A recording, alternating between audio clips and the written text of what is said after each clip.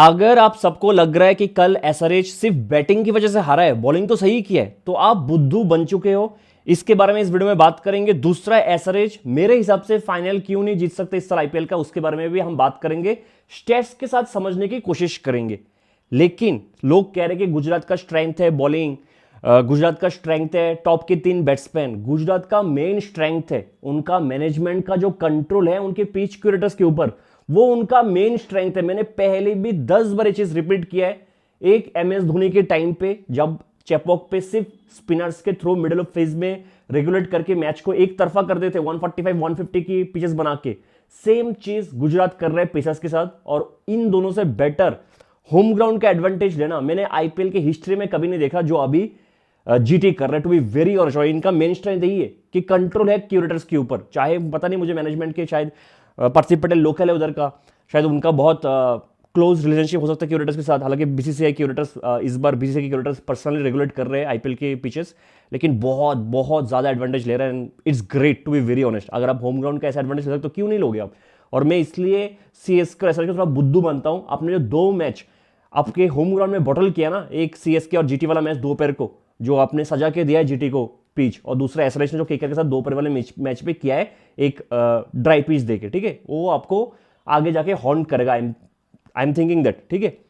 लेकिन बहुत डिसअपॉइंटेड लगा मुझे एसआरएच के बैट्समैन की परफॉर्मेंस, बहुत ज्यादा डिसअपॉइंटिंग। मैं कहता हूं क्यों। आप टॉस जीत गए, बहुत इंपॉर्टेंट टॉस जीता, आपको पहले बॉलिंग आपने ले लिया, बेहतरीन डिसीजन।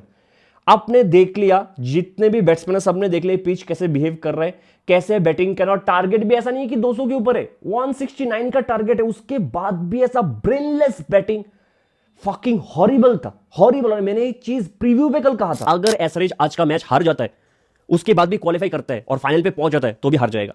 और अगर आज एसआरएच जीत जाता है तो बहुत चांसेस है अगर फाइनल तक पहुंच गया तो एसआरएच फाइनल पे भी बहुत अच्छा करेगा। हार्ड लेंथ के बॉलर जीटी के पास कौन कौन है? आज प्रसिद्ध भी आएगा, आज साई किशोर नहीं आएगा, आज मानव सत्तर नहीं आएगा, आज प्रसिद्ध आएगा। कौन कौन है बताओ? रबाडा, सिराज भी हार्ड लेंथ पे बॉलिंग कर लेता है, प्रसिद्ध Krishna, Jason holder, 4 hard length के बॉलर।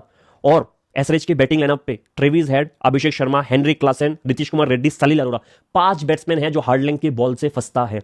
तो मेरे थ्योरी के हिसाब से एसआरएच आईपीएल 2026 फाइनल जीत ही नहीं सकता। इसलिए मैं आपको थोड़ा और एक्सप्लेन करता हूं, क्योंकि फाइनल अहमदाबाद में है। अगर गुजरात फाइनल पे पहुंचा तो उनका पूरा का पूरा ये रहेगा कि ये लोग अपने हिसाब से फाइनल के लिए पिच चूज कर सकते हैं। अगर गुजरात पहुंच गया तो मानते हैं गुजरात नहीं पहुंचा, एसआरएच पहुंच गया, हम सोच रहे कि एसआरएच फाइनल पे पहुंच गया अहमदाबाद में, गुजरात पहुंचा तो गुजरात जीत रहे फॉर श्योर। मान लेते हैं आरसीबी पहुंच गया, मिक्स सोल वाला पिच होगा या फिर ब्लैक सोल वाला पिच होगा। आरसीबी के बॉलर्स देख लो, हेजेलवुड, भुवनेश्वर कुमार, और उस दिन एसआरएच के बैट्समैन की वीकनेस देखते हुए जेकब डफी को भी इंक्लूड करेंगे और एक हार्ड लेंथ का बॉलर। खत्म है एसआरएच का। मान लेते हैं सीएसके फाइनल में पहुंच गया, जो बहुत कम चांस है।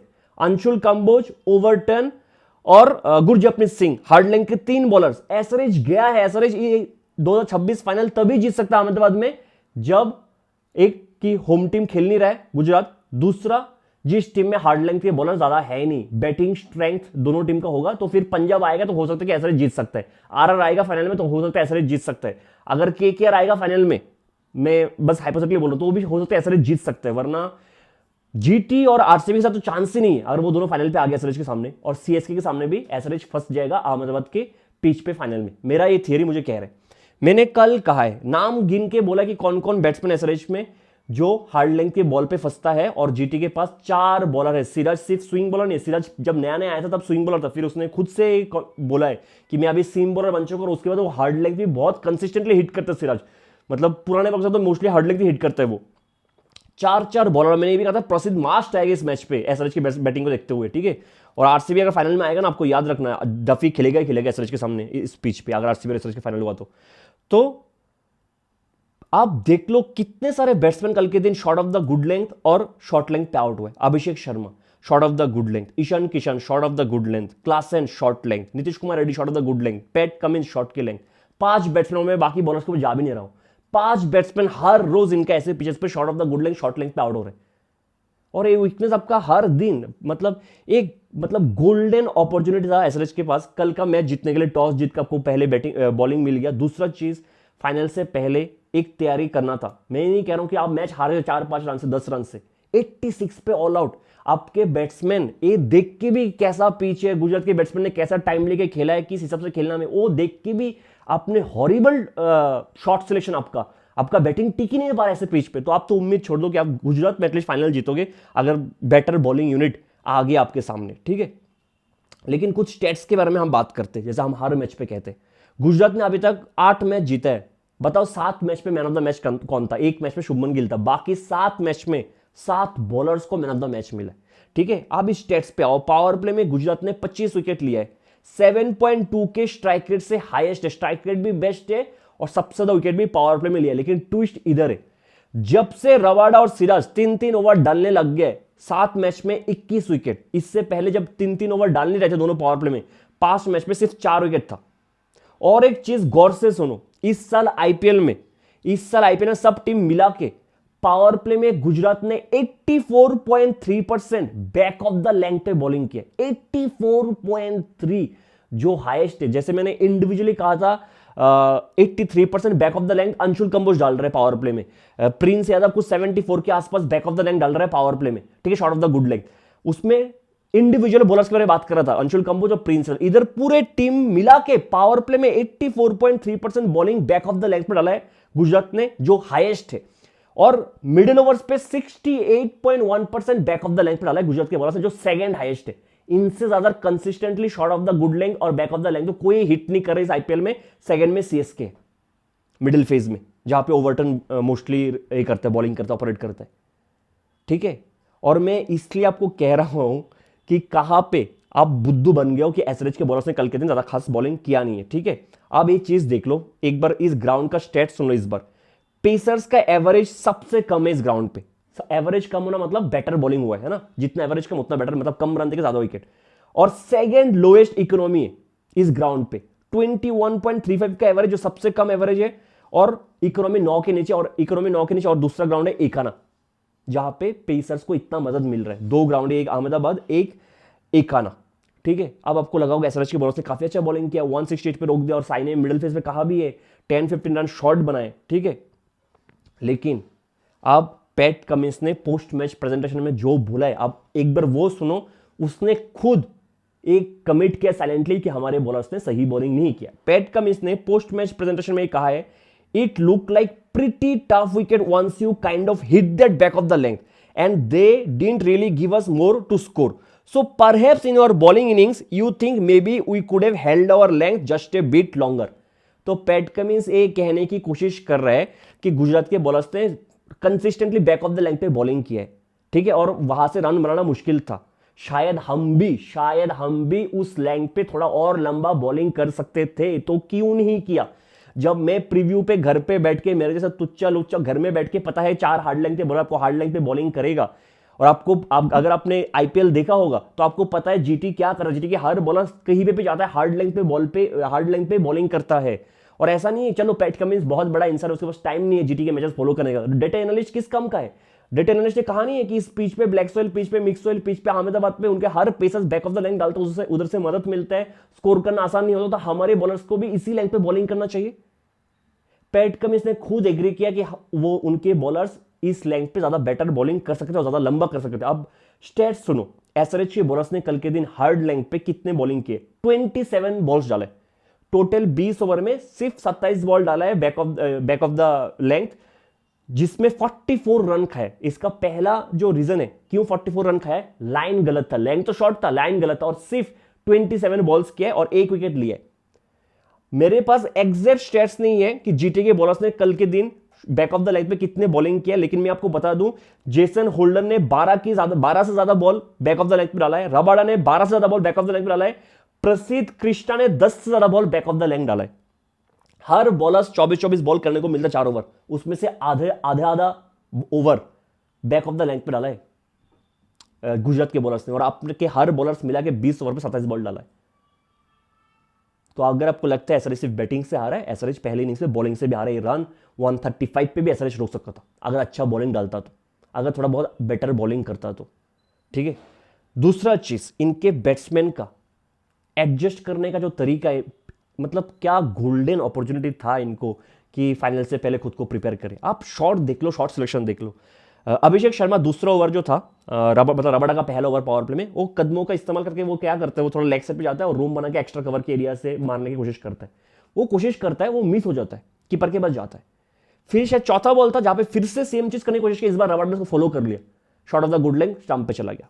टेरिबल शॉट सिलेक्शन, जब आपको पता है 165 टारगेट है, आप किसके पीछे भाग रहे हो? क्या रन रेट को क्या पॉजिटिव में 5 पे लेके जाओगे 10 ओवर पे चेस करके इस पिच पे? ठीक है। दूसरा आप देख लो क्लासन का shot, terrible shot. Ritesh Kumar Reddy का शॉट इस पिच में टेरिबल शॉट। ठीक है। एक उम्मीद मुझे था स्मरण रविचंद्रन से, और मैं बहुत खुश था कि स्मरण को ऊपर भेजा गया, जो इसके हिसाब से मुझे लगा कि स्मरण इस पिच पे टाइम लेके इनिंग्स को बिल्ड कर सकता है, लंबा खेलेगा। अगर ऐसे जीत भी नहीं सकता, स्मरण को एक बेहतरीन एक्सपोजर मिलेगा और एक मौका भी मिलेगा दुनिया को दिखाने के लिए वो किस लेवल पे बैटिंग कर सकते हैं। सबसे ज्यादा डिसअपॉइंट अगर मुझे किसी ने कल किया है वो है स्मरण रविचंद्रन, जो स्लॉट के बॉल को अंडर प्रेशर सीधा मिड ऑफ के हाथ में मार बैठा है। टेरिबल। मैं स्मरण से जिंदगी में एक्सपेक्ट नहीं किया, जितना मैंने रणजी पर उसको फॉलो किया, विजय हजारे में देखा है, मतलब टेरिबल शॉट था स्मरण का। एंड आई होप कि उसको खुद वो अपने सर को वॉल पे मारे और सोचे उसने क्या किया कल के दिन। इससे बेटर मौका स्मरण को मिलेगा ही नहीं दुनिया को दिखाने के लिए वो क्या कर सकता है। ठीक है। तो ओवरऑल एसआरएच ने बैटिंग और बॉलिंग दोनों से खराब किया मेरे हिसाब से। जीटी के लिए पॉजिटिव्स बहुत है। एक पॉजिटिव तो वही है फाइनल अहमदाबाद में होगा। दूसरा पॉजिटिव ये है कि शाहरुख खान है नहीं इस टीम में। तीसरा सबसे बड़ा पॉजिटिव है कि वाशिंगटन सुंदर लगातार कंट्रीब्यूट कर रहे। कल जो एक छक्का मारा है almost low full toss, almost yorker length ही मान सकते हो, उसमें कैसे छक्का मार दिया ओनली इसको ही पता है, वॉशी को ही पता है। ठीक है। बेहतरीन Sai Sudharsan, back to back 3 season में 500 प्लस। क्या कंसिस्टेंसी साई का, ठीक है, क्या कंसिस्टेंसी ब्रिलियंट है। ठीक है। उसको भी ओडीआई खेलना वो डिजर्व करते हैं, मैं पहले भी कह चुका हूँ चीज़। लेकिन फिर निशांत सिंधु इंपैक्टफुल 2 नॉक तो वो इंपैक्टफुल खेल के गया है। ठीक है। जेसन होल्डर आ गया। जेसन होल्डर जब से आया है, मतलब हम तो पहले मैच से कह रहे क्यों नहीं है होल्डर, क्यों नहीं है। पिछले एक साल अगर आप देख लो होल्डर का कोई भी फॉर्मेट पे, उससे बेटर ऑलराउंडर शायद T20 फॉर्मेट कोई नहीं था पिछले एक साल में। ठीक है। होल्डर इतना ऐसा मतलब आके परफॉर्म कर रहे हैं बॉलिंग से, रोज विकेट ले रहा है। और जो रबाडा और सिराज कर दो सबको पता है, राशिद फॉर्म पे है। आप कहाँ से वीकनेस ढूंढोगे? अगर आपको जीटी के साथ जीतना है ना, टू बी फेयर, मतलब फेयर एनफ, उनके टॉप 3 बैट्समैन को आप डबल डिजिट पे पहुंचने के एफर्ट नहीं कर सकते हो कि वो लोग पहुंचे। दूसरा चीज, सिराज और रबाडा को 3-3 ओवर डालना एफोर्ड नहीं कर सकते। उनके दूसरे ओवर पे, दोनों के दूसरे ओवर पे आपको अटैक करना ही पड़ेगा कि तीसरे ओवर पावर प्ले में ना डाले, वरना जीटी को हराना मुझे तो लगता है अगर ऐसे कंडीशन में बहुत मुश्किल है। अगर फ्लैट पिच होगा तो ज़्यादा रन बना के हो सकते हैं कि बैटिंग को फंसा सकते हो, वरना चांसेस बहुत कम है। तो जीटी के लिए पॉजिटिव से बहुत ज़्यादा पॉजिटिव से मूव ऑन करते हैं आज के मैच पे, जो है केकेआर वर्सेस आरसीबी रायपुर में। वंस अगेन मैं आरसीबी के बारे में ज़्यादा इन डेप्थ बातें नहीं करता हूँ मैच से पहले, क्योंकि मुझे लगता है कि बेसिक बहुत मतलब सेटल्ड है उनका, कुछ हिलने की जरूरत नहीं है, सब कुछ सही है। आउट ऑफ फॉर्म कुछ प्लेयर्स जरूर है, लेकिन बेसिक सही कर रहे हैं, बैटिंग सही कर रहे हैं, मिडिल ऑर्डर पे सही है, बॉलिंग भी मिडिल शुरू में डेथ पे सब सही चल रहा है उनका, बैलेंस पे चल रहा है। इसलिए मैं ज़्यादा बातें नहीं करता हूँ, टेक्निकल बातें। कोई चेंजेस होना चाहिए क्या? मुझे नहीं लगता कि जितेश और शेपर्ड को ड्रॉप करेंगे, लेकिन इस मैच पे शायद जैसा पिच ने बिहेव किया पिछले मैच पे, हमने देखा कि सुयश की जरूरत नहीं था, 2 ओवर डाल के उसको बाहर भी कर दिया एज एन इंपैक्ट, और देवदत्त फील्डिंग करने आ गया था। तो शायद डफी को लेकर आ सकते हो, एक स्पिनर कम करके, फिर कोई ओवरसीज प्लेयर का आपको सेक्रीफाइस करना पड़ेगा, तो शायद वो रोमेरो शेपर्ड होगा, या फिर अगर शेपर्ड चाहिए भी जो बॉल और बैट दोनों कर सकते हो आप, जेकब बेथल को भी बाहर करके देवदत्त पडिक्कल को ओपनिंग करवा सकते हो, वेंकटेश अय्यर, जो भी आपको मन है। लेकिन डफी के साथ जाना शायद एक रह सकता है आपके माइंड में इस पिच के हिसाब से। ठीक है। वरना तो ठीक है आरसीबी का। केकेआर वंस अगेन, वरुण को इंजरी हुआ है पिछले मैच पे, लेकिन कल उसने प्रैक्टिस किया है और शेन वाटसन ने कहा है कि आज डिसीजन लिया जाएगा वरुण खेलेगा कि नहीं। अब बहुत लोग कह सकते हैं जैसा पिच है क्या 3 स्पिनर्स के साथ को जाना चाहिए, वरुण, नारिन और अनुकूल रॉय? मेरे हिसाब से जाना चाहिए, फर्क नहीं पड़ता जिस क्वालिटी की स्पिनर्स है और केकेआर का स्ट्रेंथ है, और ये 170-180 वाला पिच है, तो स्पिनर्स जा सकते हैं। और स्पेशली नारिन और वरुण ऐसे स्पिनर्स है जिनके खिलाफ देवदत्त, विराट और रजत, ये तीनों फंस सकते हैं, जो उनके अच्छे बैट्समैन। इनफैक्ट कुणाल पांड्या को भी आप फंसा सकते हो। तो मैं तो अगर वरुण फिट है, 3 स्पिनर्स से तो मैं जाना चाहूंगा, और पावर प्ले में भी बॉलिंग दूंगा इसको, क्या नरीन को 2 ओवर दे दूंगा कोहली के सामने। ठीक है। इससे ज्यादा चेंजेस तो मुझे केकेआर की टीम में नजर नहीं आ रहा है। अगर वरुण इंजर्ड हुआ तो शायद Navdeep Saini, that will be A horrible change. ऐसा लगता है डेथ पे बहुत रन लीक कर सकते हैं नवदीप सैनी, पता नहीं क्या करेगा। तो मुझे तो डर ही लगता है ऐसे बॉलर जो 150 की स्पीड से फुल टॉस डाल दे हर दिन। ठीक है। वरना मैं 3 स्पिनर्स से जाना चाहूंगा। दूसरा मुझे ऐसा लगता है कि कोहली थोड़ा स्लो खेल सकता है आज। क्यों? क्योंकि 2 बैक टू बैक डक आ गया, वो ऐसा पिच नहीं है जहां पे 200 आप मार सकते हो। मैं उम्मीद कर रहा हूं अगर आज भी कोहली एग्रेसिव क्रिकेट खेलने की कोशिश किया और खेल भी गया, तो ये आप मान के चलो आगे जाके पूरे करियर में, चाहे वो आईपीएल हो चाहे वो ओडीआई हो, कोहली इसी ब्रांड का क्रिकेट खेलेगा। शायद पिच से वो इक्वेशन को बाहर कर दिया, पिच को इक्वेशन से बाहर कर दिया और शायद फर्क नहीं पड़ता। वरना जितना मैं विराट कोहली को जानता हूँ, आज उनको थोड़ा स्लो खेलना चाहिए शुरू में एटलीस्ट मेरे हिसाब से, ठीक है। लेकिन आएगा नारिन आएगा और कोहली को फॉर श्योर अंदर वाले बॉल से टेस्ट करेगा नारिन, ठीक है। दूसरा वैभव, वैभव बोल रहा हूँ, क्या नाम है, वैभव अरोड़ा ही नाम है। वैभव को इस पिच पे अच्छा खासा मदद मिल सकता है, जैसे भुवनेश्वर कुमार को स्विंग मिलता है और वैभव भी तभी अच्छा करता है जब स्विंग होता है हवा में। तो मैं उम्मीद कर रहा हूँ वैभव अच्छा स्टार्ट दे। देखो ऑनेस्टली केकेआर ये मैच बना सकता है मेरे हिसाब से, लेकिन जो प्रॉब्लम मुझे नजर आ रहा है, जो शुरू में भुवनेश्वर कुमार दौड़ के आता है, मुझे हिम्मत नहीं होता मैं बोलूँ कि ये टीम जीत सकता है, कोई और टीम जीत सकता है उनके सामने। मतलब जिस हिसाब से भुवनेश्वर कुमार दौड़ के आके बॉल को रिलीज कर रहा इस सीजन में, अगर मैं बोलूँ कि केकेआर जीत जाएगा तो मैं, मुझे ऐसा लगता है कि मैं I am making full out of my self. मैं क्यों ही बोलूँगा ऐसा। लेकिन अगर रहाणे विकेट थ्रो नहीं करता फालतू का, तो चांसेस है अगर फिन एलन थोड़ा अच्छा खेल जाता है, क्योंकि ऐसे लो स्कोरिंग ग्राउंड में अगर एक ऐसा बैट्समैन अंधाधुंध ब्लाइंड स्लोइंग करके टिक जाता है 20-25 बॉल, तो वो एक डिफरेंस बन जाता है एक्स्ट्रा 20 रन का। तो शायद केकेआर उसका एडवांटेज ले सकता है और मुझे उम्मीद है कि नारिन अच्छा बॉलिंग करेगा।